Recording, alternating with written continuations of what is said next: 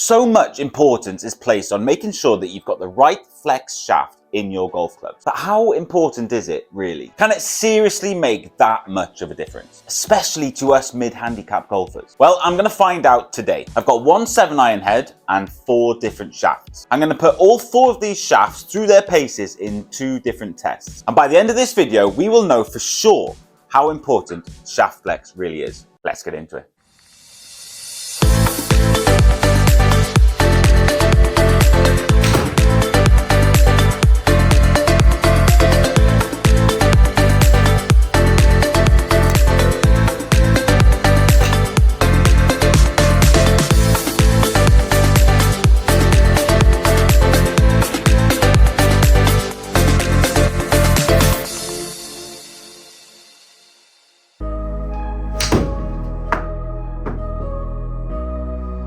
I've got my hands on 4 different shaft flexes. I've got an extra stiff, I've got a stiff, I've got a regular, and I've got a senior, or light, whichever way you want to look at it. This is actually a graphite shaft, which is going to be interesting.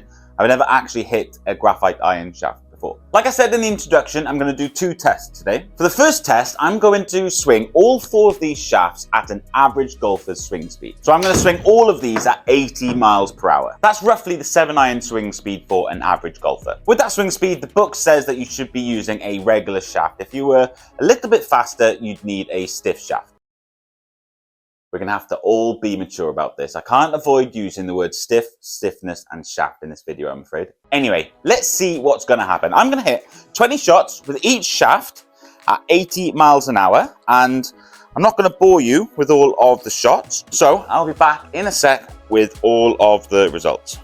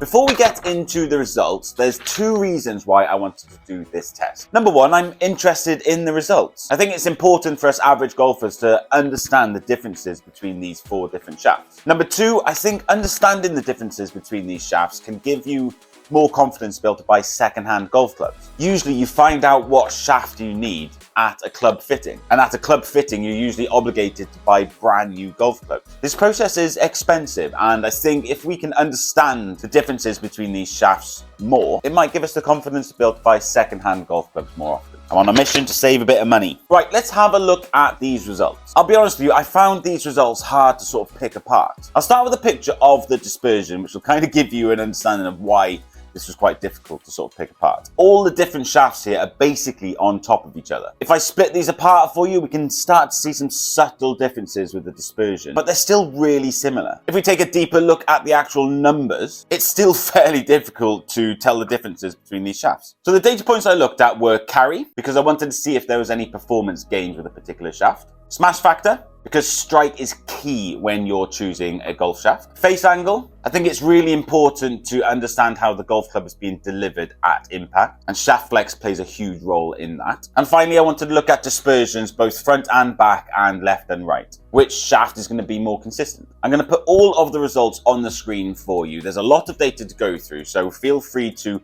pause at your own leisure and mull these over yourself. But I'm going to go over all of the results and summarize them basically. We're going to start with the carry results. For me, there's not a huge difference to write home about the carry numbers. The regular shaft being the shortest carry with 148 yards, with the longest carries of 152, going to the senior and the X stiff shafts. I thought it was interesting how the regular shaft had the lowest smash factor. I'd have expected the strike with that shaft to have been the best, considering that is probably the most suited to this swing speed. But the fact that every other shaft had the same smash factor kind of tells me that stiffness doesn't actually play a huge part in strike. I probably just didn't swing the regular shaft as well as the others. Now the real differences came with face angle. The two weaker shafts were slightly more open at impact, which you'd kind of expect. With my natural swing, I'm aiming to start the ball slightly right, so those numbers are great for me. It's the two stiffer shafts that are out of the ordinary here. With that said though, the opposite is true with the dispersion numbers. The stiffer shafts are showing more consistency with the front and back carry, while the weaker two are a bit more erratic. With that said though, my strike with the regular shaft wasn't great, which will naturally have an impact on carry consistency. Looking at the left and right dispersion, the two better shafts were the regular and the stiff, which are arguably the most suited shafts for an 80-mile-an-hour golf swing. I'm just going to point out that there are two numbers with the dispersion left and right with the stiff shaft, 29 and 17. Well, that's because I hit one bad shot with the stiff shaft that went miles left. Everything else was really tight, which is why I've got that second number of 17. 19 of my shots were within 17 yards of each other. Normally, I'd have probably taken that really bad shot out of the data. The results are really interesting, but not because of their differences. I find them interesting because of their similarities. I was expecting to see a much bigger difference with the numbers, but the differences are really, really subtle, a lot more subtle than I was actually expecting. Let's have a look at another test. Let's see if we can find some differences between these shafts.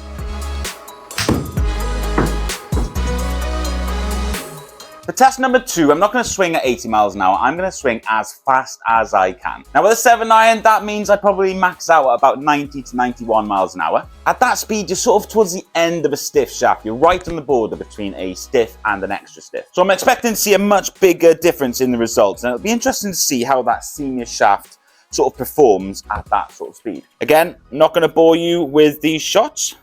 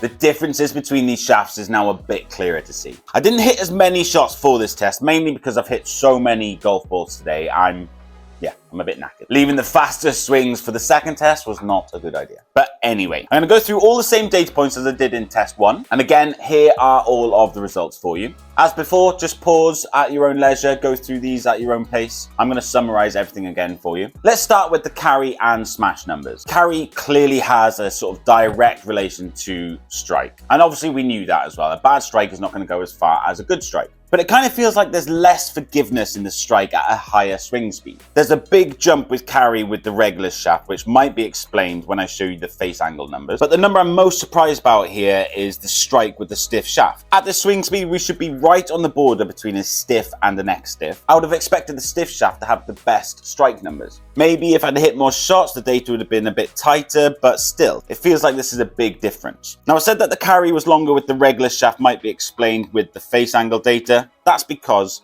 it's the only shaft to have a closed face at impact. Like I mentioned earlier, I'm aiming for a face angle of anywhere between 0.5 and 1 degrees open. So the regular shaft being 0.4 closed is quite a bit off. With that said though, I'm really surprised to see the senior shaft being as open as it is at impact. I'd have expected a sort of spectrum of face angle data, very similar to what we saw with the 80-mile-an-hour swing. It seems a little bit more erratic, which is exactly why I looked at face angle dispersion. What's the difference between my most open and my most closed shots with each shaft? As we can see here, the stiffer shafts are more consistent at impact. In fact, that X stiff number should be a lot better. I had one really bad shot in there, and if I were to take that shot out, we'd have a dispersion of 5.5. If we couple this with the front and back and left and right dispersion numbers, the consistency shows even more. As expected, really, the stiffer shafts are better with a higher swing speed. What I'm really surprised about with both sets of results, though, is how hard it was to actually tell the differences between these shafts. I've had to spend a good couple of hours delving into this data to find some differences. The actual act of hitting the golf ball and looking at the flight, it had been really difficult for me to tell the difference between any of the shafts. I don't doubt that a club fitter or a PGA pro, or maybe even a better golfer than me, would be able to see the difference. But for us average golfers, there ain't a huge amount of difference in the visual. And honestly, there isn't a huge amount of difference in the feel. You really have to look deep at these numbers to be able to tell the difference. And to be fair, these differences will stack up over the course of a season. So it is very important to get the shaft flex correct. Being a club fitter must be really hard.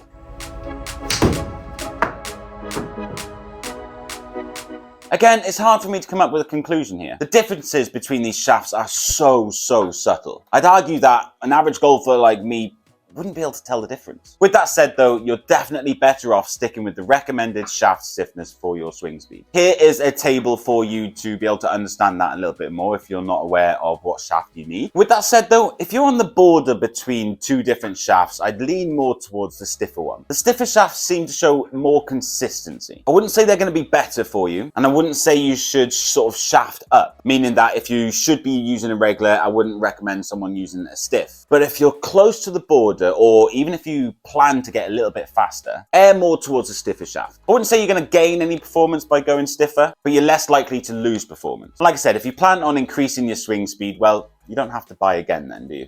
The goal for this video was to give you guys, and quite frankly myself, the knowledge and confidence to be able to buy second-hand golf clubs with the correct shaft in. I feel like after doing this test, I know a lot more about shaft flex, and I'd back myself to be able to buy some second-hand golf clubs that would actually suit me. If you guys feel the same, get in the comments and let me know that this video was helpful. If you've got further questions that you want me to look into, then get in the comments as well. Ask away and I'll do my best to answer your questions. But for now, thank you for watching till the end of this video. If you have, hit that subscribe button and I'll see you next week for another video.